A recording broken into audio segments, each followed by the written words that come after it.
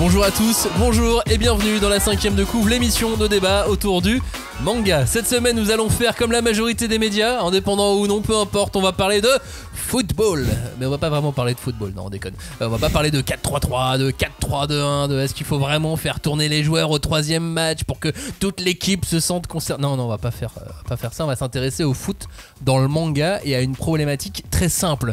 Comment réussir à rendre lisible un manga de foot avec ses règles galères, des codes, un terrain vert, c'est en noir et blanc, super. 22 joueurs à mettre en scène, plus l'entraîneur, plus la petite copine d'un des joueurs. Les couleurs des maillots. Les maillots, pour qu'on arrive à les différencier. Déjà qu'on n'arrive pas à différencier leur tête, alors peut-être qu'on peut les différencier avec le maillot. Bah c'est mission impossible et pourtant. Mais sinon, avant de voir ça, messieurs, est-ce que vous avez regardé au moins un match de la Coupe du Monde ou même pas ? Je dois avouer que même pas. J'ai un peu regardé les scores, j'ai suivi un peu les scores, mais j'avoue que j'ai pas regardé le match. Donne la définition de regarder le match. Allumer la télévision et regarder le match. J'étais dans un bar où il y avait un match qui était diffusé. C'est moi aussi dans ce cas. Ça marche ou... Du coup j'ai revu le France-Italie où Zidane a mis son coup de tête. Il était diffusé à la télé, je sais pas. On fait un petit moment review, mais non, sinon j'ai pas. Ça, Zinedine. Comme Robin, je suis les scores, mais je suis les scores, pas les matchs. Ouais. Ok, très bien. Bon, alors moi j'ai tout suivi pour l'instant, mais là c'est assez exceptionnel. Nos auditeurs sont en grande majorité représentés dans cette Coupe du Monde et ils s'affrontent tous un par un. Donc on va pouvoir faire la Coupe du Monde des auditeurs de la 5DC. Exactement, Belgique, Suisse, Canada, France évidemment, mais aussi Maroc, Sénégal, Cameroun. On a aussi en dehors de la francophonie quelques auditeurs. Je pense aux USA et puis bien sûr il y a le Japon.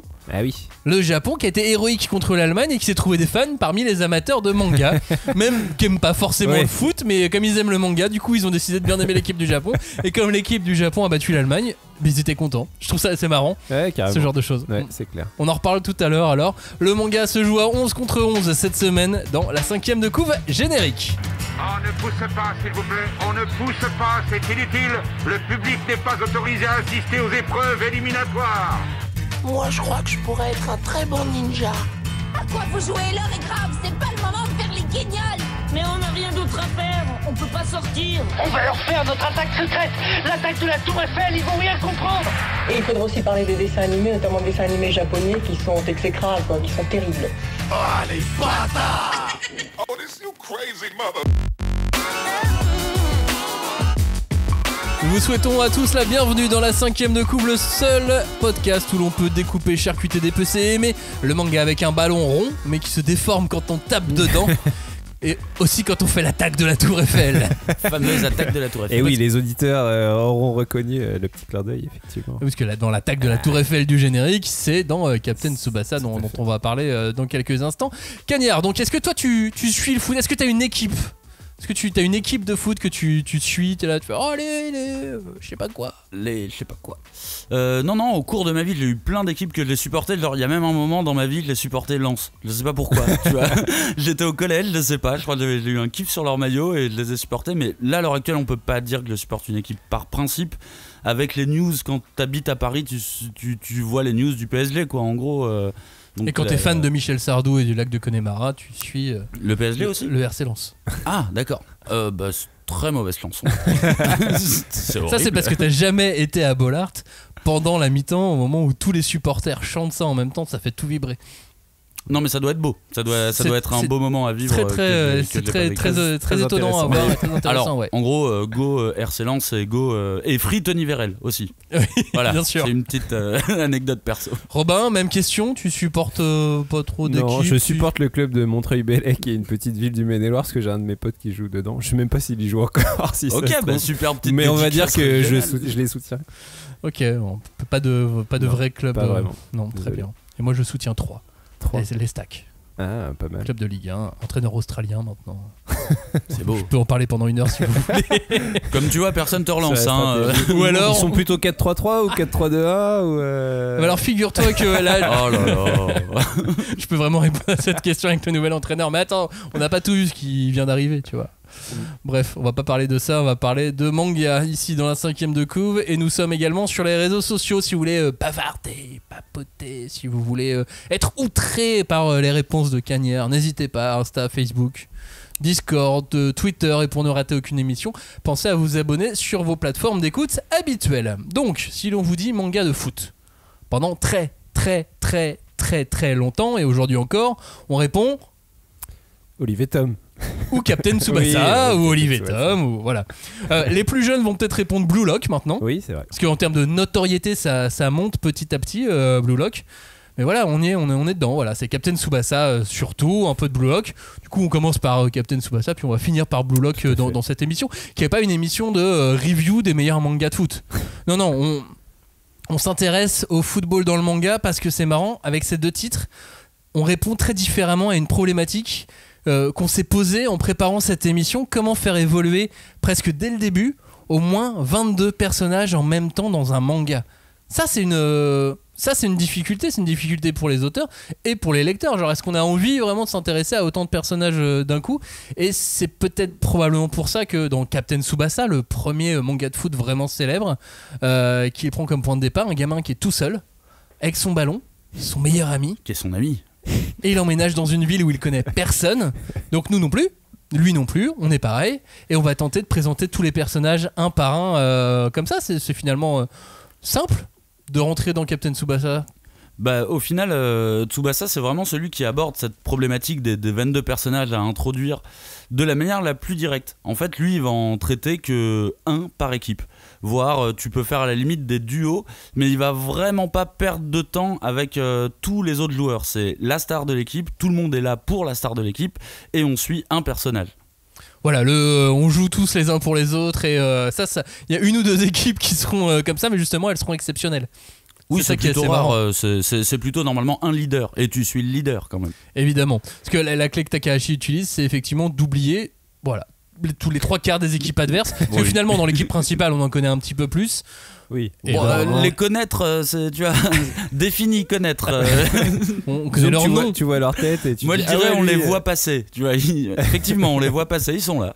Et puis on va se concentrer sur ces quelques stars. Non, mais même, tu sais, le gardien de la première équipe de Tsubasa, finalement il revient, tu vois, il est sélectionné, il est remplaçant, mais il est sélectionné. Ah, mais il va tout hyper ça. loin, lui. Ah oui, il va très... mais lui, t'inquiète pas, hein, il gratte les étoiles et tout, il participe au championnat international junior et tout, enfin il est dans l'équipe. Hein. Bah ouais, alors que. Mais il a pas d'arc scénaristique par contre. Hein. Alors que tu sais comment il s'appelle? Mais non, pas du tout.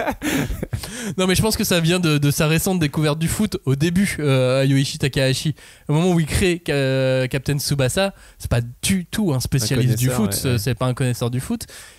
Il a vu la Coupe du Monde à la télé quand alors déjà il crée Captain Tsubasa, il a 19 ans, donc il crée donc il découvre le football et il a aucun recul sur les choses. Il a une vraie carrière de footballeur, mais dans le manga, quoi. C'est-à-dire qu'il commence très jeune. Et... Ouais, c'est ça, un petit peu, ouais. Sport-études. Mais sans vraiment avoir fait de centre de formation, parce que bon, on en reparlera tout à l'heure, mais il a d'autres passions. Donc, comment l'auteur a solutionné la problématique de ce trop grand nombre de personnages? Donc c'est en enlevant des personnages finalement. Il a enlevé, puis finalement il a dû en rajouter ensuite. C'est ça un peu dans l'esprit. Finalement, Captain il les Tsubasa. a pas enlevés, comme je t'ai dit, ils sont là les personnages. Les personnages secondaires sont là, mais jamais on s'arrêtera sur eux, tu vois. Et au final, ce que le titre il perd en ce que j'appelle en qualité de profondeur de personnage, bah, je trouve qu'au final il le gagne en intensité, tu vois. Sérieusement, dans Tsubasa, les persos ils finissent le match à moitié couverts de blessures, voire il y a même des moments où le maillot est arraché. Et ben, tu vois, ce truc d'intensité, au final, je me suis dit, mais en fait, ça le rapproche beaucoup de Blue Lock. Alors, je dis pas que Blue Lock ne se concentre pas sur ses personnages, hein, loin de là. Mais ce côté puriste du foot, de l'intensité du match de foot, la star, c'est le foot, littéralement, quoi. Et le Neketsu finalement, c'est ce que les personnages ont en eux, ils sont prêts à faire couler le sang, quoi. Ah oui, non mais ils vont à la guerre, littéralement, tu vois. Et Tsubasa reste un manga assez enfantin, surtout au début, voire même les 2/3 de la série. Mais sur la fin, c'est quand même, c'est des guerriers, c'est littéralement des guerriers qui vont s'affronter avec intensité, ils mettent leur santé en danger, tu vois, pour pouvoir jouer. Bah, et de toute façon, quand tu parles de santé, à des moments c'est très clair.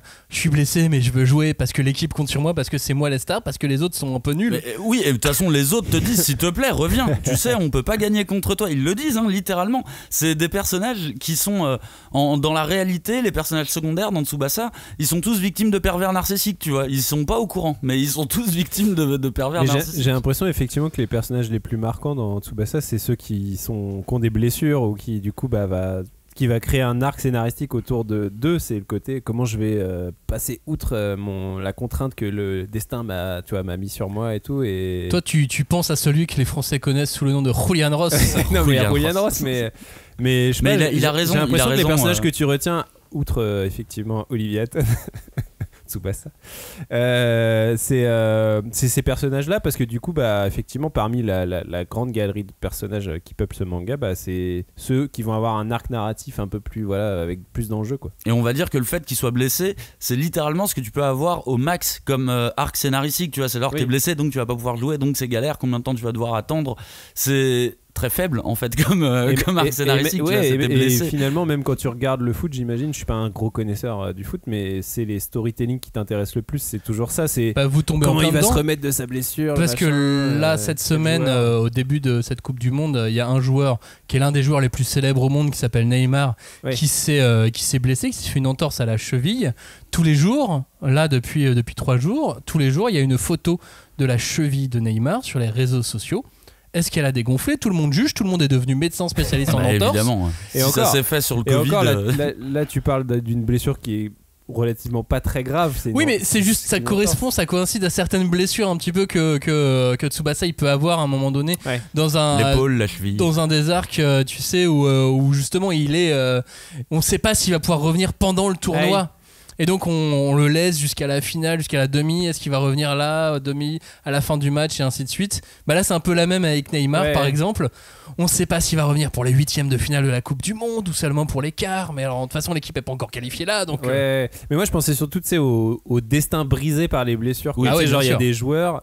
Et je sais que moi de l'extérieur je vois ça. Des fois je me dis putain, c'est vrai que si t'es un spécialiste ou un connaisseur et tout, ça doit être assez fort d'imaginer le destin d'un joueur qui aurait pu être le meilleur, tu vois. Le monde est peuplé de gens qui auraient dû... Comme il se blesse tout le temps, en fait le mec finalement restera un grand joueur, mais finalement tu vois qui s'est pas illustré autant qu'un Zidane ou quoi. Déjà le monde aurait pu devenir peuplé lui, de fans de foot qui auraient été footballeurs professionnels si c'était pas fait les croisés. Les fameux croisés. C'est ça, mais je trouve que ça du coup j'imagine dans Tsubasa il se sert de ce matériau là pour mais sans en avoir autant conscience à l'époque. Oui, probablement. Mais c'est vrai qu'il y a un vrai miroir de ce qu'on peut trouver dans Tsubasa dans le foot d'aujourd'hui aussi. C'est ça aussi qui est marrant, alors que c'est arrivé à une autre époque. On s'éloigne du sujet, mais en tout cas pour revenir à ça, effectivement, il invisibilise des personnages qu'il a créés, hein, tu vois, même la supportrice elle est là, mais elle est là. Elle est là quoi. Après elle a un vrai arc à la toute fin, tu vois, mais sinon elle est là, elle passe par là littéralement. Mais tu dis qu'il invisibilise les personnages, et c'est assez vrai, mais je trouve qu'il est aussi capable de le faire sur le climat de la société, ou à quelle date ça s'est passé. Je veux dire, quand tu lis Tsubasa, c'est pas comme un témoignage de l'époque, genre ça a l'air déconnecté de tout en fait, du climat historique. Tu sais, on parle d'Allemagne de l'Ouest très clairement, c'est là où joue Thomas Pryce, tu vois, et tout, mais on s'en fout en fait du climat historique, de la société, comment elle était à cette époque. Il réussit à mettre tellement de ferveur là-dedans qu'il arrive à se concentrer sur la pratique du football, quitte à en faire un événement planétaire de collégiens, tu vois. Et sinon, il n'y a aucun autre contexte. Ils sont jamais à l'école, ils sont jamais dans des problématiques un petit peu extérieures au monde du foot. C'est vraiment tout, et tous les personnages sont centrés sur le foot, mais le monde entier est tourné vers cette génération dorée. Un tournoi de collégiens. Tu vois, je crois que c'est ça qui est la clé de la réussite de ce manga, avec tous ces personnages, parce que finalement on dit 22 personnages, c'est compliqué, mais finalement il y en a bien plus de 22 qu'on pourrait que les amateurs peuvent citer en tout cas. Bien sûr. Et c'est en invisibilisant certains trucs qu'il a réussi à faire se reconcentrer uniquement sur le foot. L'événement c'est le foot et rien d'autre. Pas de contexte, rien, on y va, c'est 100%. Le foot à fond. Mais tu sais, pour moi, un bon manga, j'ai toujours l'impression qu'il doit se raconter quelque chose de son époque, tu vois. Et chez Tsubasa, c'est vrai que c'est pas vraiment le cas, quoi. C'est limite complètement ostracisé. Et je crois que ce qui rejaillit le plus du manga au final, c'est vraiment la ferveur de l'auteur pour ce sport, et à quel point il l'aime. Et tu sais, il l'aime au point d'en faire devenir ces personnages stupides, littéralement, tu vois. Ils aiment le foot, et voilà, c'est foot, tu vois, on dirait des forcenés. Et je trouve ça beau au final, c'est une vraie belle intensité. C'est 100% passion. Après, est-ce est-ce qu'il ressort rien de cette époque ? Bah déjà, il y a un côté un peu désuet quand on lit ce manga aujourd'hui, qui a quand même un petit goût des années 80 malgré tout. Ah, les mecs qui giflent les Bah, déjà, et puis non, mais l'entraîneur qui a des problèmes d'alcool, un Brésilien. C'est pas un arc scénaristique ça, hein. C'est Oui, évoqué, c'est tout. C'est hein. évoqué, tu vois, mais Au fait, il est alcoolo. Olivier, tu as mis combien de buts aujourd'hui? non, ouais, t'as des mini trucs comme ça. Après, faut se dire que ça a été écrit par un mec qui avait 20 ans, quoi. Mais oui, c'est clair, et c'est vraiment un truc qui est assez chouette dans le manga, c'est que tu sens que le manga s'améliore de tome en tome, et c'est long en fait au début. Bah du coup, moi je trouve ça assez faible, tu vois, parce qu'il y a littéralement un personnage par équipe qui est mis en avant. Mais bizarrement, sur la fin de la série, c'est là que le manga prend vraiment tout son envol, j'ai l'impression, parce que tous les persos que tu as vus dans les matchs précédents, bah, ils se réunissent tous pour faire au final le tournoi junior. En fait, ils sont tous en équipe nationale du Japon. Ouais, c'est ça devient Avengers, quoi. Ouais, ça devient littéralement les Avengers, et là bizarrement c'est comme si l'auteur avait réalisé qu'il devait aller plus loin avec ses persos, et il commence à faire des contextes familiaux aussi pour les persos des autres équipes aussi. C'est marrant, c'est comme si c'était un peu une bêta tout le début de Tsubasa, on va dire jusqu'au tome 25, avant que commence le tournoi européen. Là tu rentres dans un système de shonen sportif que tu connais, où tous les persos deviennent intéressants, et où tu commences à te concentrer un petit peu sur le background des personnages, littéralement, quoi. Bah, et c'est aussi à ce moment-là qu'il est quand même un peu plus âgé, qu'il a du recul, que de toute façon il a mis aussi son ambition. Enfin, pour qu'un manga fonctionne, tu dis qu'effectivement ça doit raconter quelque chose de son époque, mais ça se doit d'avoir une certaine ambition par rapport à son scénario. Enfin, je veux dire que ces personnages soient suffisamment ambitieux par rapport au contexte, à l'histoire dans lequel tu les as placés. Et pour le coup, ils sont super ambitieux. Ah bah oui. Mais c'est bien parce que tu vois, même sur la fin du manga, c'est là où tu commences à voir, pas le mur invisible un peu, mais où on leur dit que leurs ambitions, elles sont complètement malades, parce que leur ambition, c'est littéralement de faire gagner la Coupe du Monde au Japon, tu vois. Et si tout au début du manga, comme tu dans dis Blue Lock. Oui, tu dis ouais, c'est des gosses, c'est mignon, à la fin ils se heurtent à la concurrence mondiale, et là littéralement tu sens que le manga monte en pression, tu vois, genre oui, mais vous évoluez au Japon pour le moment, maintenant c'est le football mondial, c'est autre chose. Donc c'est un manga qui se bonifie vraiment au fur et à mesure, et qui à la fin devient vraiment chouette. Mais tu sais, c'est un truc qu'on se dit souvent quand on parle de manga de baston. Jusqu'à quel moment les héros vont devoir être puissants pour battre un boss encore plus puissant. Bah là c'est ça le truc, c'est qu'ils sont au Japon, un pays qui n'est pas un pays de football, avec des gens qui sont pas suffisamment fans de football, et donc une nation qui bah là il y a tous les gens dans les stades d'Olivet Tom qui disent non, hein. Mais les stades sont pleins pour des collégiens, Maxime. Mais justement on t'explique que c'est pas non plus les meilleurs du monde, que les meilleurs du monde sont ailleurs. Et bah c'est quand ils rencontrent les meilleurs du monde, là on fait ok, il y a encore un niveau. Oui, il y a encore largement ils de la peuvent place. encore se transcender pour être encore meilleurs, et ainsi de suite. Justement, on les ramène un peu à leur place à la fin du manga, tu vois, en disant n'oubliez pas, quoi. Ouais. Mais il y a un truc qui est quand même, je trouve, dans Tsubasa, qui sera plus exploité, je pense, dans les mangas de foot plus récents qu'on va aborder plus tard. Mais ce truc de effectivement, tout est un peu au même niveau quand même globalement. Même si à chaque fois il va y avoir des défis, tu vois, genre une nouvelle équipe, un nouveau stade, genre on passe maintenant au truc international, donc il va y avoir des nouveaux défis et tout. Ça reste quand même de l'ordre de ce qu'ils savent faire, tu vois, alors que dans les mangas de foot plus récents, tu vas avoir un truc vraiment de non, mais on n'est pas du tout au niveau des mecs qui jouent déjà très vite. On va leur dire tout de suite non, mais vous êtes que des espoirs, et il y a rien que ne serait-ce que le moindre club japonais tu vois, de niveau national, ils sont un peu comme les mentors dans Naruto par rapport aux aspirants, tu vois, il y a un truc vraiment de décalage de niveau qui a rien à voir, quoi. Oui, alors que dans Tsubasa on voit pas vraiment les adultes jouer au foot avant un moment. Si, puisque justement on te montre que Wakabayashi lui il est capable d'arrêter des tirs d'adultes. Ouais, mais sur la toute fin, tu vois qu'il intègre quand il est collégien. Il intègre Tsubasa intègre l'équipe nationale japonaise. Tu vois, comme un petit nouveau, mais il l'intègre quand même, et il est tout fifou et tout, il fait des tirs de malade. Mais au final, tu sais, c'est un truc que je me suis dit pendant la lecture, c'est assez marrant parce que au final, en fait, tu suis dans Tsubasa le parcours d'une équipe de collège, et je me suis dit tiens, c'est bizarre parce que en fait, dans la plupart des shonen sportifs que j'ai lus, tu suis des lycéens. Bah, c'est alors parce qu'ils n'arrivent pas en France en fait. Non, mais on les. Parce qu'il y en a plein d'autres du collège. Des collèges. Ouais, bien sûr. Ah ouais, parce que moi j'ai plus l'impression que on est plus au lycée, mais je trouvais que ça collait bien parce que du coup Tsubasa ressemble un peu à un truc de collégien jusqu'à qu'il passe au lycée. Et là, tu sais, ça rigole plus parce que Olivier, il va être envoyé au Brésil, tu vois, quand il est au lycée. Il a pas le temps du lycée japonais. Robin, est-ce que tu veux dire un dernier mot sur Tsubasa? Ouais, bah Captain moi Tsubasa. après c'est un truc que je vois plus de l'extérieur parce que je suis moins un connaisseur que vous, puis je vais un peu mélanger l'animé et le manga que j'ai un peu consommé très peu chacun, mais tu vois de la même Mais manière, quand même. quoi. J'ai l'impression que c'est un peu un manga qui a créé un certain nombre de codes graphiques et narratifs du genre manga de foot, quoi.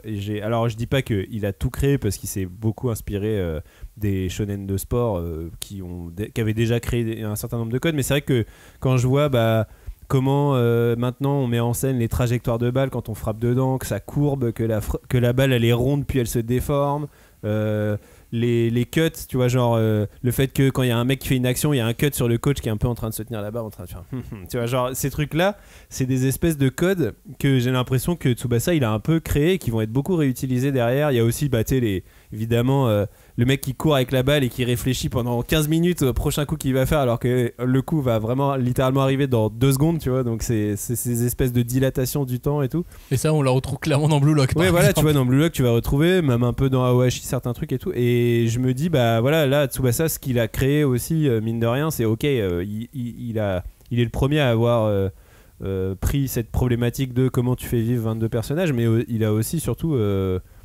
créé le fait de comment on met en scène le foot dans un manga, quoi. Je pense que c'est un des premiers vraiment à avoir montré ça. Et clairement, là où il a fait école, c'est que tu vois bien que dans tous les mangas de foot plus récents, il y a des traces de Tsubasa d'une manière ou d'une autre. Mais justement, est-ce que c'est vraiment le premier? Je vous propose de faire un petit historique. D'abord sur Takahashi, puis on parle de manga de foot aussi, parce que donc c'est à partir de 1981 que Captain Tsubasa prend vie.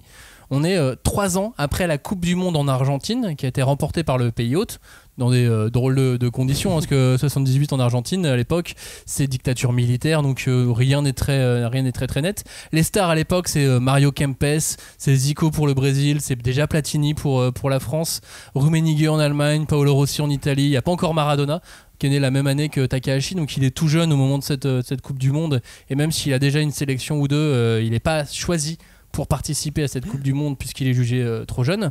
Et donc à l'origine, Takahashi était comme de nombreux Japonais, il était passionné de manga certes, mais surtout de baseball. Lui, son truc, c'était le baseball. Il s'est même pensé à un moment donné devenir joueur de baseball professionnel. Sauf qu'à cette époque, des titres de baseball en manga, il y en avait plein. Et parmi les fondateurs du genre en plus, qu'on peut trouver dans les mangas fondateurs du manga de sport, il y a des mangas de baseball. Donc ses favoris, c'était évidemment ceux-là. On pense à Kyojin no Hoshi. J'espère qu'un jour on pourra peut-être le lire en français. Il y a Ashita no Joe qui lui est sorti en France.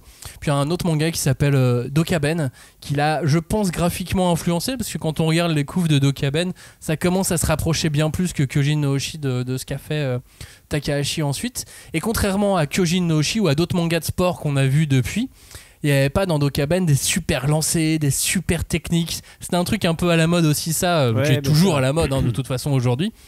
Et donc il l'a fait, j'ai l'impression, avec Captain Tsubasa, il a tenté un peu un entre-deux, genre ok, il y a des techniques, mais elles sont pas super.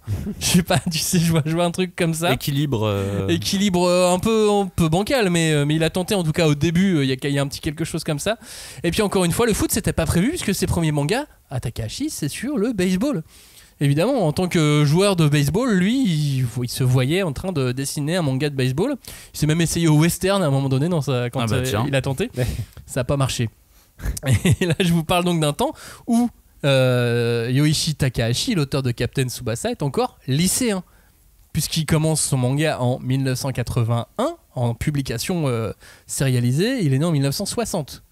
Il a 21 ans quand son manga se lance, donc quand il réfléchit, quand il est déjà avec un éditeur, il a 18 piges, il est encore au lycée. Ouais, il est super jeune. Et donc en voyant quelques matchs à 18 ans sur cette Coupe du Monde en Argentine, il se dit que c'est plus simple à mettre en case que le baseball. En termes de, je suis pas très expert en baseball, mais a priori ça demande moins de cases pour aller de son camp à un but que pour marquer des points au baseball, et notamment pour rendre un chapitre court, parce que à ce moment-là il faisait beaucoup de concours de jeunes auteurs, principalement pour le Jump, puisque ça y est, il avait déjà un éditeur, un responsable éditorial avec qui il conversait, et à chaque fois ces concours étaient limités à 31 planches. Donc comment faire un manga de sport en 31 planches qui puisse gagner un concours?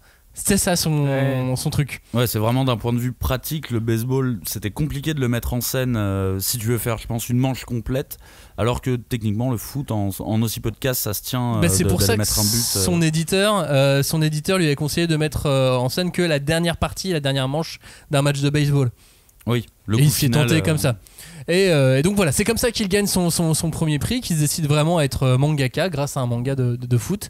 Et donc il termine le lycée, il devient assistant. Et ce qui est amusant, c'est que ses premiers one-shots de foot mettent toujours en scène au début un gardien de but comme héros. Et je trouve ça marrant de choisir, et d'autres l'ont fait ensuite, un gardien comme héros d'un manga de foot, puisque c'est le joueur le plus solitaire. Oui. Donc tu t'embêtes un peu moins à devoir faire intervenir tous les autres joueurs. Oui, et puis ça change de base la manière dont le sport est raconté. Tu racontes forcément l'histoire des attaquants la plupart du temps. Donc là, je pense qu'il avait peut-être envie d'un autre point de vue, tu vois, sur ce rôle. Ouais, mais en même temps, la difficulté, c'est que le principe du manga et du shonen en particulier, c'est d'être dans l'action, tu vois. Et un gardien, l'essentiel d'un match, il fait pas grand-chose quand même. Lui, au contraire, il doit arrêter l'action. Ouais. Mais c'est pour ça qu'il a eu une idée ensuite, c'est de prendre deux joueurs que tout oppose, pour les mettre en scène dans un même manga. Ces joueurs s'appelleront Tsubasa et Wakabayashi, un attaquant, un gardien qui auraient été rivaux en amour, qui passeraient un examen pour entrer dans une grande école de foot. Mais c'était l'histoire de son scénario, de son premier one-shot de Captain Tsubasa, qui a bien changé depuis, parce qu'il bosse pendant presque 1 an pour donner une version finale de Captain Tsubasa. C'est celle qu'on connaît aujourd'hui. Il a élagué dedans, il a enlevé l'histoire d'amour. Déjà l'amour, hop là. Mais ce qui est marrant, c'est que son concept de base, c'est ce qui a donné le titre de l'adaptation française. Qui est un peu foireuse. Puisque du coup, c'est vrai que finalement, si tu regardes le dessin animé, Tom, on n'en parle pas beaucoup, tu vois. Mais du coup, c'est assez drôle de se dire qu'ils se sont... Tu vois, genre les Français se sont dit si loin. Ouais, c'est ça, les Français se sont dit non mais en fait c'était ça qui était intéressant au départ dans l'histoire, c'était la rivalité. Les deux mecs, bah ouais. Et donc voilà, le manga a ensuite prendre une dimension inespérée, qu'elle ait jamais lâché Takahashi de toute sa vie, puisque à part un manga, une ou deux autres histoires, il a fait que Captain Tsubasa. Et c'était pas le premier manga de foot. On était en 81, mais bien avant, il y a le créateur de Ashita no Joe, le scénariste Iki Kajiwara, qui en avait fait un en 6 volumes en 1970-1971. Ça avait donné quand même 52 épisodes d'une série animée. 6 volumes, 52 épisodes, ils ont dû étirer un peu. Ouais. Et ça s'appelle Akakichi no Eleven. Sans doute celui-ci, le premier manga de foot à avoir pris. Faut éventuellement aussi compter sur Kosho Ura no Eleven, un manga qui a été créé par un autre spécialiste du manga de sport, Akio Chiba, qui est le frère de Tetsuya Shiba, le dessinateur d'Ashita no Joe, du scénariste de Akakichi no Eleven. Ça boucle, on y revient bien. Et voilà, mais donc, en tout cas, malgré tout, c'est Captain Tsubasa dans le foot qui a eu cette influence incroyable, qui a dû arriver au bon moment, mais qui est arrivé de la bonne façon, en tout cas, puis qui a inspiré ensuite des joueurs de foot à travers le monde entier. Messi s'est dit fan de Tsubasa quand il était jeune, du dessin animé bien sûr. Bappé, pareil. Oui. Il était fan de Olive et Tom, et puis ils ont rêvé avec Captain Tsubasa. Et puis bien sûr, il y a eu de nombreux joueurs japonais. Il y a même des gens qui travaillent et qui ont fondé la première ligue, la première division de foot professionnelle japonaise, qui sont aussi en partie qui étaient fans de Captain, enfin qui avaient Captain Tsubasa dans leur cœur. Enfin tu vois.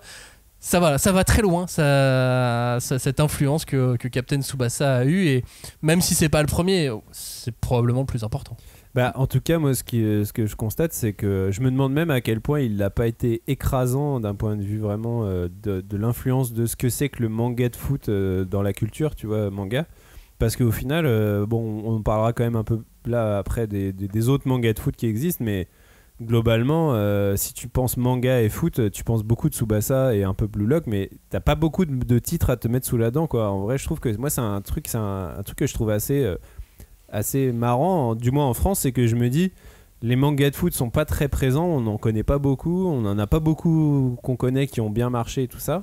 Alors qu'en vrai, si tu penses culture manga et football, c'est tout est fait pour concorder. Tu dis les joueurs de foot ils connaissent tous ça. Il y a un truc hyper neketsu dans le storytelling qu'il y a autour des joueurs de foot. Et puis aujourd'hui, si par exemple dans un match quelconque de foot, t'as deux joueurs qui shootent en même temps dans le ballon qui fait un but, tout le monde dit ah mais c'est le tir du tigre, ah mais c'est le... mais même sans parler de Tsubasa, tu vois, genre vraiment, si tu veux popiser le foot d'une manière ou d'une autre dans n'importe quel médium, tu vois, que ce soit le jeu vidéo, le cinéma, etc., forcément tu vas mettre du code manga, du code shonen dans le truc, quoi. Le fait, les super cool, les machins et tout.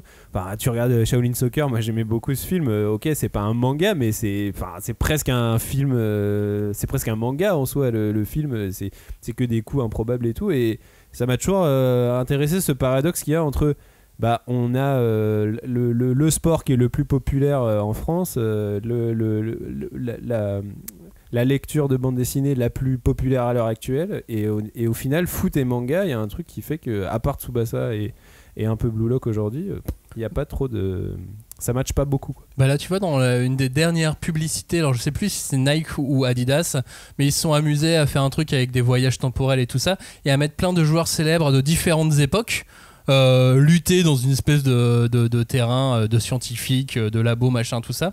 Et donc t'as le vieux Ronaldo avec... Enfin le jeune Ronaldo, pardon. Le vieux Ronaldo. Non, t'as le jeune Ronaldo qui se retrouve avec un Ronaldo un peu plus âgé, qui se retrouve face au jeune Cristiano Ronaldo, face au Cristiano Ronaldo d'aujourd'hui, face à Mbappé, face à d'autres. Quoi. Et là, à ce moment-là, à un moment donné, t'as un des personnes d'Inazuma Eleven qui débarque et qui joue avec eux. Bah tiens. Et donc ils font non, c'est, tu vois, même là ils s'en servent même aujourd'hui pour cette publicité. Après Inazuma Eleven, effectivement, ça fait partie des enfants de Captain Tsubasa.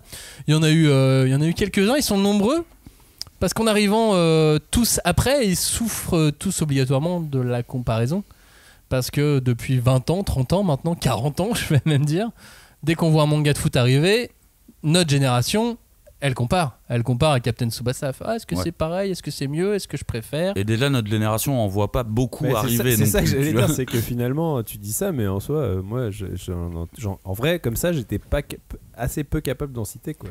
Bah, je peux vous sortir ceux qui n'ont pas été écrasés par Captain Tsubasa en France, puisqu'ils sont jamais sortis. Ah bah. Ils ont même pas eu le droit à leur match. Par exemple, il y a Kick-Off, qui était un manga du Jump, avec une petite touche... j'ai envie de dire d'Adachi. Là, il avait mis la romance que Takahashi avait enlevée. Il l'a tenté dans Kick-Off. Bon, ça n'a pas marché. Il y a eu Fantasista, sur un meneur de jeu. Il y a eu Gambare Kickers, que vous connaissez peut-être pour son animé, nommé en France Gambare Kickers. C'est évidemment But pour Rudy. Oh là là. Ça me déprime. Ça vous dit rien du tout, But pour Rudy? Non. Ah bah c'était un animé, donc Gambare Kicker, c'était le manga qui est jamais sorti. Ensuite il y a eu Oretachi no Field, Offside, Area no Kishi, qui est un des plus récents, un des plus célèbres actuellement, qui totalise malgré tout 57 volumes. On a hâte de les avoir en France. C'est vrai qu'à lire tous d'un coup, ça va être long. Après, super bien réputé. Faut faire une intégrale, un tome. C'est très réputé, Area no Kishi. Days est très réputé aussi. Et il fait 42 volumes. Ça s'est terminé l'an dernier. Et puis, il y avait celui que j'appelle le vrai rival de Tsubasa dans les années 90.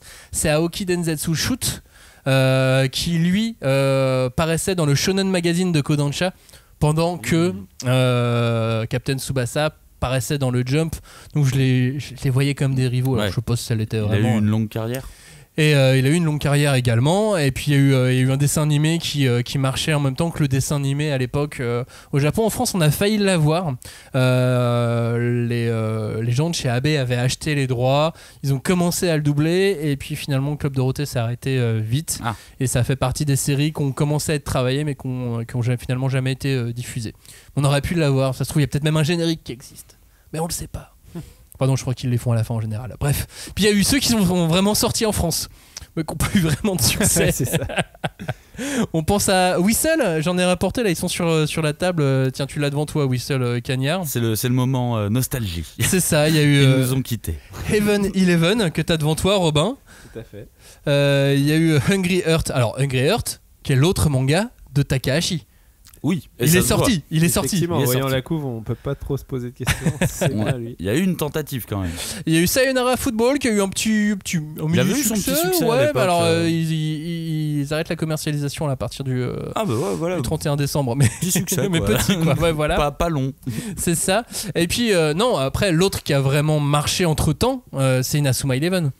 Inazuma Eleven, il a eu son petit succès. Alors c'est un manga qui paraissait, alors déjà c'est un projet plus qu'un manga, Oui, c'est parce ça. que t'avais le jeu vidéo par Level 5, t'as l'animé qui est sorti en même temps, t'as eu le manga il était prépublié dans le Koro Magazine, j'en parlais dans la dernière émission, c'est vraiment un magazine Kodomo, donc avec beaucoup d'inspiration gaming aussi. Donc on s'adresse à une autre génération. C'est presque le Pokémon du foot. Oui, quoi, quasiment. En fait, en soi, c'est une C'est-à-dire espèce de que licence, Il y a une ambiance Pokémon Digimon, tu vois. Ouais, mais stylé quand tu vois l'équipe des méchants arriver comme ça. Non, mais c'est marrant, franchement, noire. pour un gosse, c'est marrant à lire. C'est tellement n'importe quoi, mais ils l'ont assumé, quoi. C'est Ils pas font genre- du foot contre des extraterrestres, quoi. C'est ça, le destin de la planète. Tout se joue là. Et le héros dans Inazuma Eleven est le gardien. Oui, Ouais, encore c'est une vrai. fois. Main céleste. Oui, parce que moi je suis très fan de Inazuma Eleven. Oui, nous, un peu moins. Ouais, j'ai remarqué. Et petit mot aussi sur Red Trick, le manga de foot à la française. Parce que lui aussi, il a au moins eu le mérite d'avoir été lancé. Il a peut-être même mieux marché que certains dont on a parlé à l'instant. Hein. Oui, c'est vrai que Hat-Trick, au final, a toujours été un petit peu discret, alors que moi, j'ai toujours eu l'impression qu'il y avait une vraie communauté autour de ce titre. Et puis moi, je l'aime bien, c'est un peu le manga loufoque. Et tu sais, je pourrais même pas dire à la française, parce que moi, je le cale vraiment dans la catégorie de ces quelques mangas de sport complètement what the fuck, où limite on se prend pas trop au sérieux, tu vois. Ça me fait un peu penser à Ping Pong Dash et Doki Doki. Et je vais même aller jusqu'à Yakitate de Japan, parce que oui, au final, je classe les mangas de bouffe, les mangas culinaires, je les classe comme des mangas de sport, hein, parce qu'ils font des tournois, à chaque fois c'est des tournois de bouffe, mais ça compte aussi.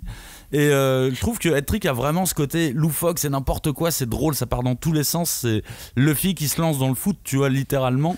Oui, mais Ça comme casse tout, c'est fait par rigolo. des Français, on sent aussi qu'il y a une petite patte de la référence qui est plus française. Moi je la ressens pas trop, je vois vraiment juste un manga déglingue vraiment qui se prend pas au sérieux, qui est très cool quoi à lire. Moi je l'aime bien ce titre. Et puis on en a gardé un ou deux de côté forcément dans les mangas de foot, et on va en parler un peu plus longuement. Il y a Angel Voice qui est comment dire, c'est pas qu'il est plus intéressant que les autres, c'est que c'est sérieux, c'est un des premiers mangas sérieux sur le foot qu'on voyait arriver en France, qui a pas eu de succès non plus, hein. J'oserais même dire, est-ce que ça serait pas une sorte de slam dunk sur le rectangle vert? Ouais, je sens que tu t'avances un petit peu. Ouais, je fais un gros titre quoi. Disons que pour le coup c'est vraiment l'anti-Tsubasa, hein, Angel Voice. Avec ce titre, tu abordes vraiment le shonen sportif, on va dire sociétal, voire réaliste. Et puis, si je dis pas de bêtises, à l'époque, c'était sorti quasi comme un seinen, c'était en Darkana aussi, tu vois.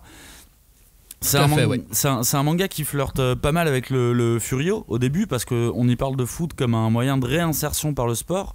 Ce sont littéralement des anciens voyous, hein, qui vont retrouver un peu une raison de vivre via le foot. Et bon, après, l'aspect Furio, il se perd hyper rapidement et on va plus se pencher sur les problématiques de ces jeunes. C'est un petit peu tous des jeunes à problème et ils ont tous une histoire qui est assez difficile, assez touchante. Bah finalement tu vas l'avoir graphiquement, la touche Furio qui reste là. Tu te dis pas ça, c'est un manga pour des jeunes passionnés de football, clairement pas. Bah ça reste quand même le genre de petite équipe de zonards, les laissés pour compte, tu vois. Et de ce point de vue là, effectivement, on peut dire qu'il y a un petit peu de slam dunk, il y a un peu du côté slam dunk sur le côté on va approfondir les personnages. Et là effectivement c'est malheureusement là que ça pêche un petit peu. C'est un bon manga, mais ce qui gagne en profondeur de perso, bah, je trouve qu'il le perd un peu en intensité pendant les matchs. Au bout d'un moment, c'est dur de suivre tous les persos qui ont chacun un arc scénaristique dans le même match, sans compter les équipes adverses. Alors là, tu vois, pour moi, on est vraiment dans le côté où, effectivement, on a donné plus de background aux persos, mais je trouve que ça a fait perdre un peu de côté d'intensité de match vraiment en sport, quoi. Oui, bah forcément, tu peux pas tout avoir, puisque cette passion, ce côté furieux que t'as dans Tsubasa, bah justement tu l'as parce qu'on s'intéresse pas trop à plein de gens. C'est ça, c'est parce qu'on avance vraiment tout droit, hein. Et on en revient à cette difficulté de faire exister autant de personnages dans un manga, et c'est là où pour Angel Voice c'est plus difficile. En tout cas, faut aller plus loin dans le manga pour vraiment accrocher. Ouais, et attention, c'est au contraire un manga que j'affectionne beaucoup, et quand il est sorti, puis le moment où il est sorti, ça m'a fait beaucoup de bien parce que c'était un seinen un petit peu sociétal quand même, et je lui donne même un excellent point que je trouve rarement dans les mangas de sport, c'est l'existence du coach, en fait, tout simplement, qui est à la base même de cette équipe. Et j'ai parfois l'impression qu'on oublie un petit peu le coach. Et là, enfin, il a un vrai rôle d'entraîneur, mais aussi quasiment d'éducateur pour aider les jeunes à sortir de leur cycle de violence et tout. Et ça, c'est un très beau point que je peux leur donner. Un autre manga à succès au Japon, c'est un manga qui a pour héros un coach. S'appelle Giant Killing. Là, le coach est au centre du jeu. Là aussi, on n'est pas avec des enfants, on est avec des adultes, puisque on est dans le milieu professionnel du football au Japon. On est sur un ancien joueur qui était un peu la star de son équipe et qui est parti finalement un peu blessé à la fin de sa carrière et qui est parti aller entraîner en Angleterre une équipe de 3e, 4e division. Et en fait, il réussit à se faire un petit nom en battant en coupe des équipes un peu plus huppées. Ouais. Ainsi, il commence à se faire un petit nom, mais voilà, ces anciens patrons, propriétaires du club se souviennent de lui et voient aussi ce qu'il fait comme entraîneur aujourd'hui et lui donnent cette équipe japonaise à entraîner. Et il doit maintenant entraîner cette équipe dans le championnat japonais. Et on va suivre donc un quotidien d'un entraîneur, de quelques joueurs aussi. On va rentrer un petit peu dans la tête de certains joueurs, mais là on est beaucoup plus technico-tactique. Là j'ai l'impression qu'il faut vraiment s'intéresser au foot pour apprécier puisqu'on est dans les pensées du coach, et même quand on est dans les pensées des joueurs, eh bien les joueurs raisonnent sur comment gagner techniquement, tactiquement. Ouais, ce que le coach leur a indiqué aussi, les formations à adopter, tout ça. Et on est sur le milieu professionnel, donc inspiré, pas forcément tiré, mais inspiré aussi de choses qui peuvent avoir lieu dans des vrais vestiaires de football, en tout cas au moment où le manga a été créé, quoi. Et c'est sorti en France, ça? Parce que pour le coup, je connais. Ça, malheureusement, c'est sorti en anglais. C'est le moyen le plus facile de lire aujourd'hui. Et non, personne n'a osé le sortir en France, bien que je sache que des éditeurs ont vraiment tâté le terrain. Mais encore une fois, sport, manga, à une époque où ils se sont posé la question, ils se sont dit non, c'est trop tôt, c'est pas le moment, et maintenant que ça fait plus de 50 tomes, peut-être que... oui, ça, j'avais pas la donnée des 50 tomes. Voilà. Mais c'est vrai parce qu'en soi, je trouve que justement, pour répondre à la problématique, comment tu fais vivre 22 joueurs, mais en tout cas 11 individualités dans une équipe, je trouve que le fait de prendre le parti de l'entraîneur, c'est une bonne manière de justement avoir cette espèce de distance. Alors ok, il va y avoir le risque tactique, enfin le risque d'être dans du jargon tactique technique, mais je trouve que c'est une bonne manière de faire exister ces 11 joueurs, parce que c'est finalement à travers un seul personnage que tu vas tous les faire intervenir, et même si tu te souviens pas du nom de chacun, en soi tu vas peut-être mieux comprendre comment fonctionne une partie, et je pense pas que ce soit forcément super destiné aux spécialistes. Tu vois, moi il y a un film que j'adore, c'est Le Stratège avec Brad Pitt, qui est un film sur le baseball, qui est justement centré sur un mec, alors c'est pas un coach, c'est un sélectionneur je crois, enfin je me souviens plus exactement du truc, mais là en l'occurrence il a réussi à me faire me passionner pour un film, pour un sport où, et pire, en fait, sur les statistiques des sur sportifs, un truc vraiment très précis d'un sport qu'en plus je connais pas, qui en plus est super technique, où il y a plein de statistiques et tout. Donc si c'est bien foutu, je pense que ça peut intéresser le grand public. C'est vrai que le cinéma américain est très fort pour nous faire nous passionner pour des films sur des sports pour lesquels on n'a aucun intérêt. Ils arrivent toujours à trouver l'angle. Mais ils ont le truc de la punchline, et puis c'est court, c'est 1h30, 2 heures, tu vois. Et c'est souvent par le biais du coach au final, parce que le coach a un vrai rôle narratif dans un film sportif, on va dire. Et ça d'ailleurs dans The Voice on le voit beaucoup, mais je me souviens que Giant Killing, ça fait longtemps que tu l'attends en France, toi que toi que t'aimes vraiment beaucoup, et moi je serais vraiment curieux de le lire, parce que c'est pour le coup un point de vue que j'ai pas eu encore sur des shonen sportifs, que j'aime beaucoup, que j'aimerais bien beaucoup aimer, parce que en lisant en anglais, crois-moi que au bout d'un moment je me fatigue un peu, et que et je suis pas allé non plus super loin, quoi. Ouais, mais le principe te plaisait en tout cas. Ouais, les 5-6 premiers tomes me plaisaient, puis après je voyais le résultat, je voyais le succès au Japon, donc ça me donnait envie. En plus, je voyais les couvertures, je comprenais, c'est comme quand on est petit, tu vois, on essaie de comprendre des choses. Tu raccroches les wagons. Après, pour répondre à Robin, ça peut être une porte pour les lecteurs de manga adultes. Oui, c'est sûr, c'est du seinen. Et je suis pas sûr que le grand public lecteur qui achète du manga, qui achète du Blue Lock en masse aujourd'hui, ça soit ça qui l'intéresse. Une partie des lecteurs de Blue Lock sont probablement intéressés par ça, mais pas la plus grande.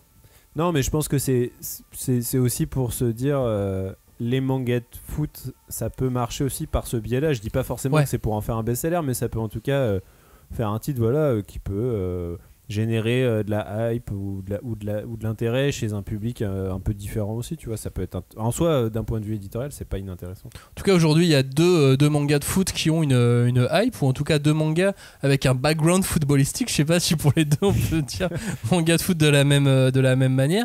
C'est Awashi et Blue Lock. Avant de parler de ces 2 mangas, je voulais juste votre avis sur un truc.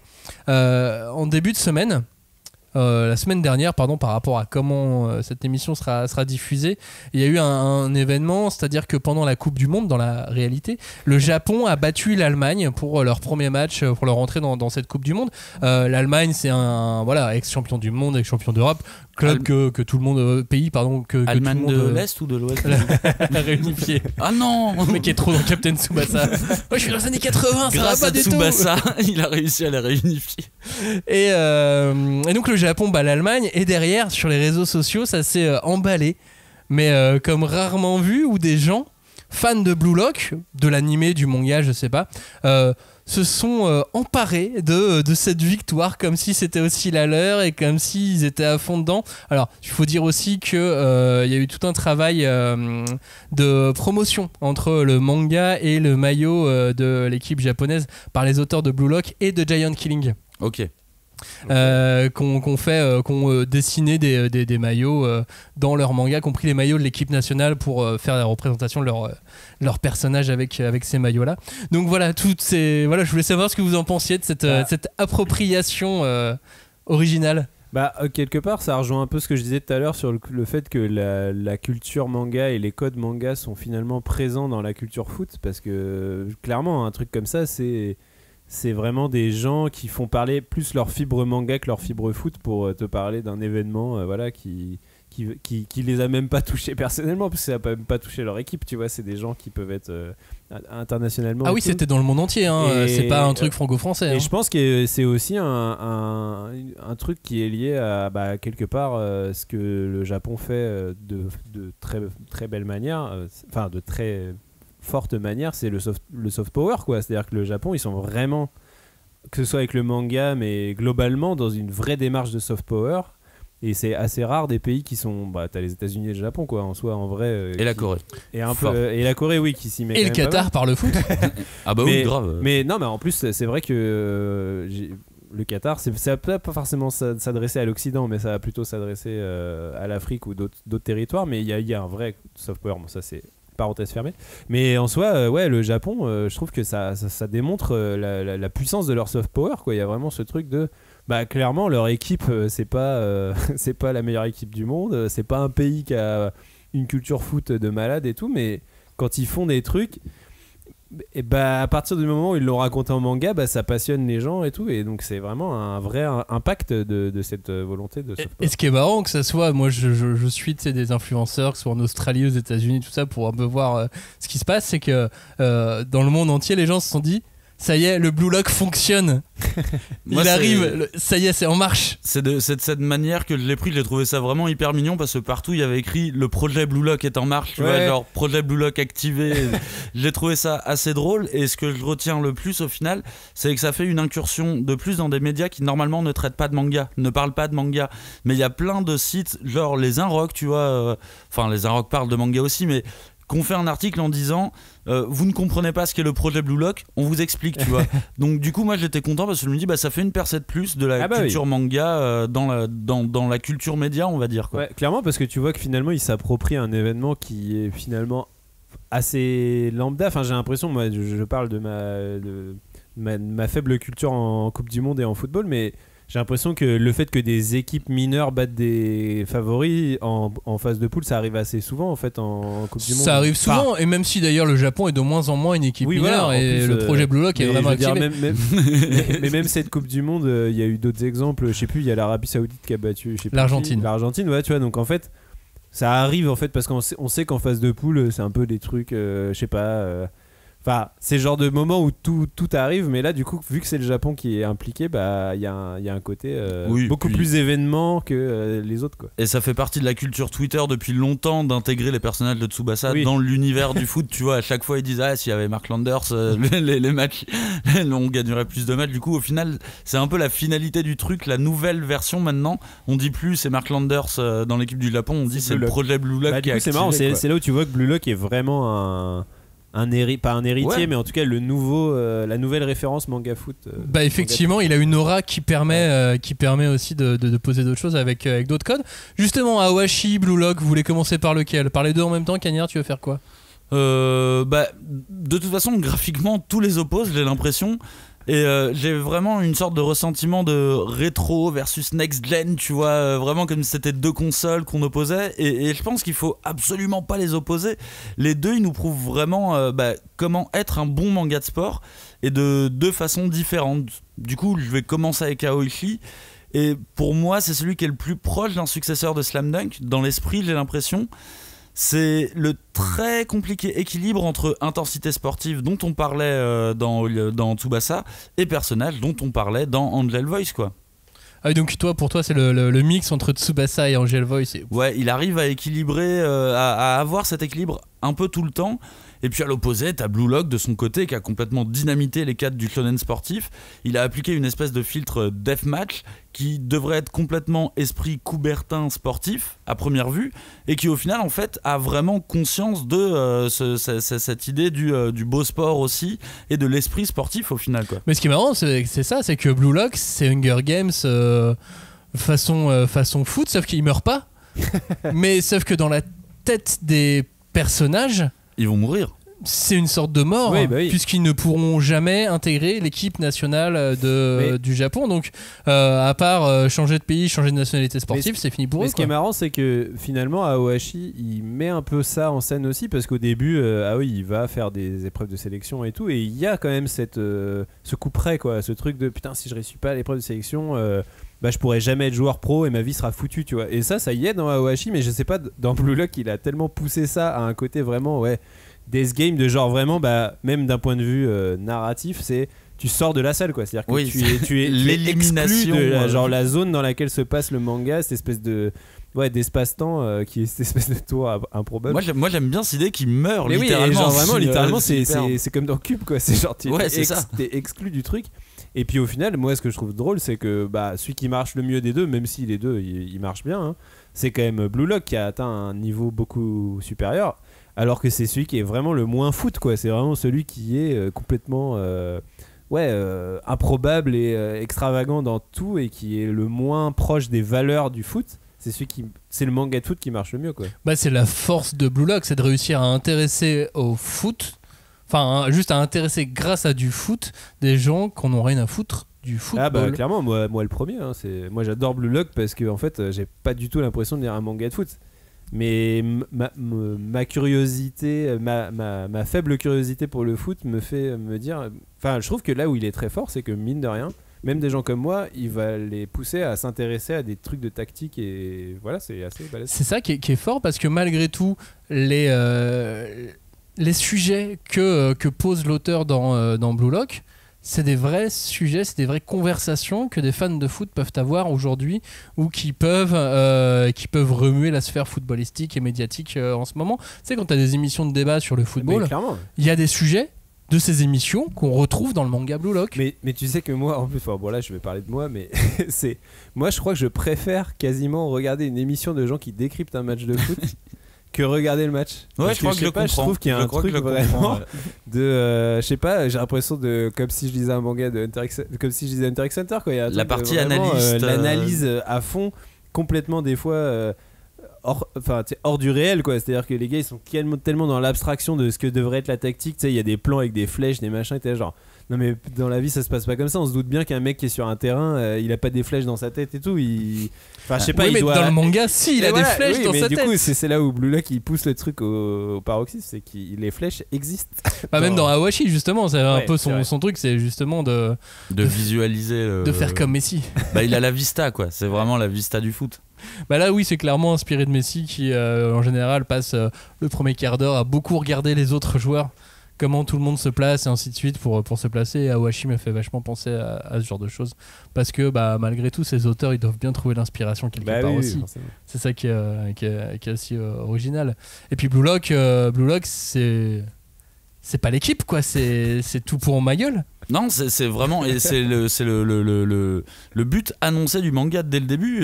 Et ce qui est assez marrant, c'est que Blue Lock crie on la joue perso, alors qu'au final, je trouve qu'il réussit à répondre parfaitement à cette problématique de faire intervenir au final bien plus que 22 individualités que tu aurais pu avoir dans un autre manga. Là, t'as déjà plein de personnages dedans et qui sont creusés. T'as 300 personnages dès le début, plus 2, plus Ego, plus la fille. Qui a vraiment le rôle de la fille. Ouais. La fille. Oui, d'ailleurs, de la fée des... Et donc t'as déjà quand même 302 personnages. Alors t'en as plein qui sont éliminés qu'on verra jamais, mais c'est énorme. C'est beaucoup plus que 22. Ouais, mais je pense que c'est justement, encore une fois, lié à son côté anti-foot, quoi. C'est-à-dire que les personnages que tu vois qui nous sont présentés, on les voit plus comme des nouveaux intervenants avec des super pouvoirs, tu vois, comme tu verrais dans n'importe quel shonen neketsu ou shonen d'aventure avec des gens qui ont des pouvoirs. Les persos, tu les vois arriver et c'est là genre ah ouais, lui c'est le mec qui a le super contrôle, lui c'est le mec qui a la super vitesse, lui c'est le super gardien, lui c'est le super truc. Et donc en fait, tu les vois plus tellement comme des joueurs, tu les vois comme des personnages qui ont des super pouvoirs et en plus des chara-design assez développés et assez caractéristiques et tout. C'était peut-être aussi un problème dans Captain Tsubasa, c'est que les chara-design c'était un peu plus faible, on va dire.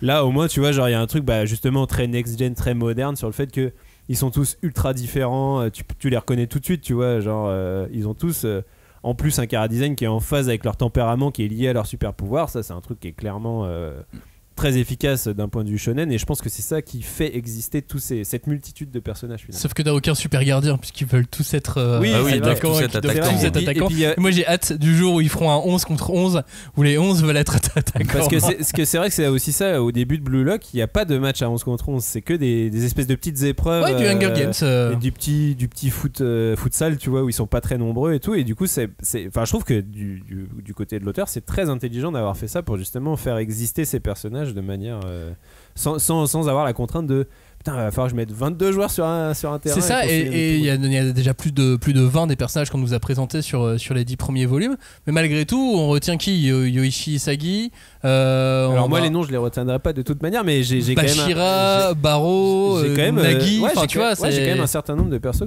dont je me souviens, quoi, tu vois. Ça il y a 5-6. Ouais, et puis ça commence un peu à faire une équipe, tu vois. Ouais, ça. Ah bah oui, vu que de toute façon ils jouent de plus en plus nombreux là maintenant dans les équipes, ils ont littéralement démarré à 1, mais maintenant ils sont de plus en plus nombreux. Et surtout, chaque personnage a quand même un beau développement. C'est ça que je trouve hyper bien fait aussi, c'est qu'à un moment chaque joueur il doit affronter une espèce de traumatisme ou de blocage pour pouvoir se surpasser et devenir potentiellement le meilleur attaquant. Et ça, mine de rien, ça te permet évidemment d'envoyer du flashback et donc de creuser pas mal le background des persos, et du coup t'as vraiment ce truc où tu peux t'attacher très vite à un perso et paf, tu vas passer à un perso suivant sur l'épreuve d'après qui va faire intervenir d'autres persos encore. Sans que le flashback soit trop long d'ailleurs. Et pour revenir à ce que tu disais, c'est que finalement ils vont devoir fonctionner en équipe. C'est vrai qu'au fur et à mesure des volumes, 8, 9, 10, là on commence à se dire que ça devient l'équipe commence à devenir importante dans Blue Lock. Là où ce n'est pas censé l'être. Ouais, bah oui, complètement. Mais c'est un manga qui ment, il crie, tu vois, genre faut la jouer solo, mais le sous-texte en bas c'est en fait oui, non, il faut s'aider des autres aussi. Et le One Piece c'est l'amitié. Ouais, c'est ça. Mais si tu veux le One Piece, c'est Tsubasa, vraiment Tsubasa c'est l'amitié de ouf. Mais Blue Lock, je le trouve un peu plus malin parce qu'il crie pour être cool, tu vois, genre faut la jouer perso, ça lui donne ce côté hyper cool, mais en fait le message est quand même très coubertin au final. Et du coup pour toi Robin, Awashi, ça serait lui qui serait plus dans la lignée de Captain Tsubasa à ce moment-là? Bah ouais, parce que alors je dis ça, je fais un trigger warning. Je n'ai lu que les 2 premiers tomes, donc peut-être que ça évolue d'une autre manière plus tard. Mais en tout cas, là, à la lecture des 2 premiers tomes, moi j'ai l'impression que Awashi, je le vois plus en héritier de Tsubasa, vraiment dans le sens où déjà il est plus réaliste en soi dans la progression plus du personnage. Plus Dokaben, quoi. Oui, voilà, c'est un mix entre Tsubasa et Dokaben, on pourrait dire, mais au final, tu vois, genre, on te montre un certain nombre de personnages. Ce que je disais, t'as les épreuves de sélection. Ça, c'est un truc qui est très cool dans Awashi, c'est le côté vraiment genre, c'est quoi le parcours vraiment d'un mec qui veut devenir un joueur de renommée nationale puis internationale. Bah tu as toutes les étapes, tu vois. Donc tu vois aussi d'autres personnages et tout, mais au final celui qui a toute la lumière, le seul que tu calcules finalement dans l'histoire, c'est Aoi, quoi. Il y a un truc vraiment là pour le coup qui est vraiment en résonance avec Tsubasa. C'est ce truc de ouais, à la base je voulais vous parler d'un sport où il y a 11 joueurs, mais le seul qu'on va retenir c'est lui, parce que déjà graphiquement il se reconnaît, il prend la lumière, c'est un truc qui est très shonen, il est très flamboyant, le héros et tout, et j'ai trouvé que je trouve qu'entre Blue Lock et Aohashi, finalement, bon, moi je préfère Blue Lock parce que en termes de plaisir de lecture, j'y trouve plus mon compte, parce qu'il a un côté peut-être plus putassier avec les super pouvoirs, les machins et tout. Mais je trouve que pour répondre à cette problématique de comment tu fais vivre beaucoup de personnages dans un manga, j'ai l'impression que même Blue Lock il répond mieux à cette problématique là, mais après c'est personnel. Mais dans tous les cas, c'est extrêmement difficile, et je crois que la solution c'est quand même de passer par un héros systématiquement à chaque fois. Et c'est marrant cette envie qu'on a, mais parce qu'ils sont sortis en France en même temps. Au Japon, je pense pas qu'il y ait ces discussions, puisqu'il y a un grand décalage. Il y a beaucoup plus de mangas tout court aussi, et de manga foot évidemment. Mais là, on a vu arriver en même temps Blue Lock et Aohashi. On a envie de les opposer. Ça, vraiment, faut pas le faire. Ça ne. Non, clairement. Ils ont presque rien en commun. Oui, je pense que c'est très bien de lire les deux aussi en même temps, tu vois, c'est vraiment une très bonne offre shonen de foot qui existe à l'heure actuelle, et ça c'est cool. Mais coïncidence, c'est que Blue Lock, c'est Blue Lock. Ouais. Aoi, ça veut dire bleu en japonais. Encore le bleu. Il y a encore le bleu. Tu vois, c'est marrant, c'est coïncidence qui nous font qu'on a envie de rapprocher ces deux. Mais je trouve que tu vois, même dans leur titre, t'en as un qui va plutôt mettre l'accent sur le concept, la Blue Lock, quoi, l'académie, et l'autre sur le personnage. Donc du coup c'est marrant aussi de voir cette dichotomie. Mais après c'est marrant parce que tu dis ils sont très différents et en même temps ils ont plein de points communs, quoi. Moi c'est ça que je trouve assez marrant on peut les comparer, c'est que on peut tout comparer. On peut comparer une tasse et une bouteille. Je suis pas sûr que ce soit très intéressant. On peut comparer deux shonen de foot. Je pense qu'on va avoir plus de résultats déjà. Un peu plus, effectivement. Bon, comment conclure cette émission, parce que ça y est, là, on arrive au bout, tout doucement. Si ce n'est que on n'a pas vraiment la réponse à comment faire fonctionner 22 personnages comme ça d'un coup très facilement. Je crois qu'il n'y a pas de recette magique, et c'est pour ça qu'on n'est pas auteur nous-mêmes d'ailleurs. Mais moi, ce que j'ai envie de me dire quand je vois justement tous ces gens qui se sont inspirés du projet Blue Lock machin par rapport à la réalité, c'est que j'ai envie de dire que le sport pourrait être un truc de geek, d'otaku, et que les lecteurs de BD, manga peuvent s'emparer aussi du sport en général, et peuvent apprécier le sport, pas comme si on était dans un collège américain stéréotypé où il y aurait les sportifs d'un côté et les geeks de l'autre. Je crois qu'on peut être sportif, geek, et puis notre époque tend vers ça de toute façon. Clairement, et puis le fait que tout le monde s'approprie les codes dont tu parlais, Robin, je trouve que ça va dans le bon sens en tout cas. Ouais, après moi j'ai quand même une théorie, c'est que le fait que ce soit Blue Lock aujourd'hui qui est le manga de foot qui marche le mieux, c'est que je pense que si tu veux faire un manga de sport qui marche, alors il y aura plein de contre-exemples, je pense que Slam Dunk sera un contre-exemple, mais il y a un côté, le sport c'est déjà tellement too much, le sport dans la vie, le sport c'est déjà un truc qui est tellement too much, même dans les compétitions sportives, c'est vraiment des gens qui se dépassent. Quand tu vois les Jeux Olympiques, les Coupes du Monde, les machins, t'as l'impression de voir que des héros de shonen. C'est des gens qui sont hors normes, tu vois. Qui ont un sacrifice de leur vie de tous les jours. Exactement. Incroyable. Et donc je me dis, si tu veux faire un manga qui va parler de ces gens-là, faut pousser le curseur encore plus loin, parce que le principe du manga, c'est de prendre un sujet en général et de l'exacerber pour que justement il y a un côté une forme de catharsis sur c'est ça qui va te faire ressentir des émotions. Et je pense que justement ce qui fait que Blue Lock ça marche, c'est que ils ont pris un sport et ils l'ont poussé où c'est même plus un sport, c'est devenu carrément une question de survie, une espèce de question de survie, un truc avec des règles qui n'ont aucun sens et tout. Et je pense que si tu veux trop être dans le réalisme, peut-être que ça te finalement, je sais pas, au niveau des lecteurs il y a un truc, peut-être c'est trop proche d'eux et ça va moins les captiver, ou ça va moins générer moins faire fonctionner leur imaginaire, quoi. C'est un peu un truc que je me dis. Kanye, un dernier mot pour toi. Bah pour répondre à la problématique, moi je resterais vraiment sur cette idée d'équilibre, mais qui est au final inhérente à plein de shonen ou à plein de mangas tout court d'ailleurs. Et comme on a pu le voir dans l'émission, t'as des titres qui vont plus se pencher vers le personnage, mais du coup qui perdent en intensité, d'autres qui sont plus vers l'intensité, mais tu peux perdre un petit peu cet aspect personnage. Je pense que c'est vraiment un équilibre qui est hyper difficile à obtenir, mais ce que je vais remarquer surtout, c'est que j'ai l'impression qu'il y a un petit peu que les Japonais qui réussissent à faire ça, parce qu'au final, en France, quand tu fais de la BD de foot, c'est plutôt humoristique, ou alors c'est pour raconter un événement historique précis. Les Américains sur le comics, ils font pas trop de comics de sport. Les Japonais sont, pour moi, les seuls à avoir sérialisé de la bande dessinée sportive, vraiment, quoi. Oui, puis en France, en plus, on a beaucoup, enfin en France, même à l'international, il y a beaucoup de bandes dessinées qui ont été faites parce que les footballeurs eux-mêmes avaient envie d'avoir une BD sur eux ou sur leur vie et tout ça, et ça donne rarement de bonnes choses. Mais tu vois, même d'un point de vue audiovisuel, en France, on sait pas faire des vrais films de sport, tu vois, ou des trucs comme ça. Coup de tête était. Ouais, non, mais coup de tête, bah, ok, ça date des années 80 tout. Mais j'écoutais dans le Floodcast, il y avait. Pardon pour cette. Dans un Floodcast récent, il y avait Clément, le frère de Orelsan, qui a fait le documentaire sur lui. Il disait qu'un de ses rêves, lui, c'était de créer une série de sport. Genre, je sais pas si c'est sur le foot d'ailleurs, je crois que c'est juste une série de sport.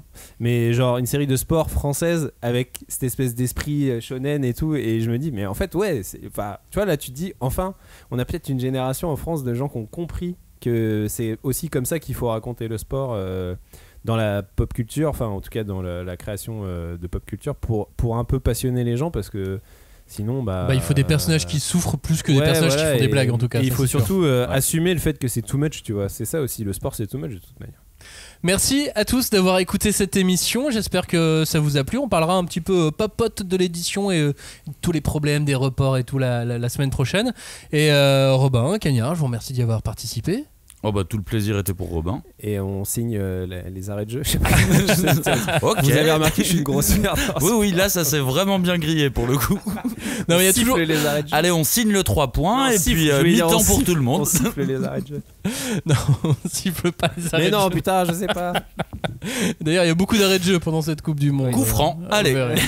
De temps additionnel. Non, pas de temps additionnel. Allez, on vous dit au revoir. On vous dit à la semaine prochaine. Merci de nous avoir écoutés. Ciao. Salut.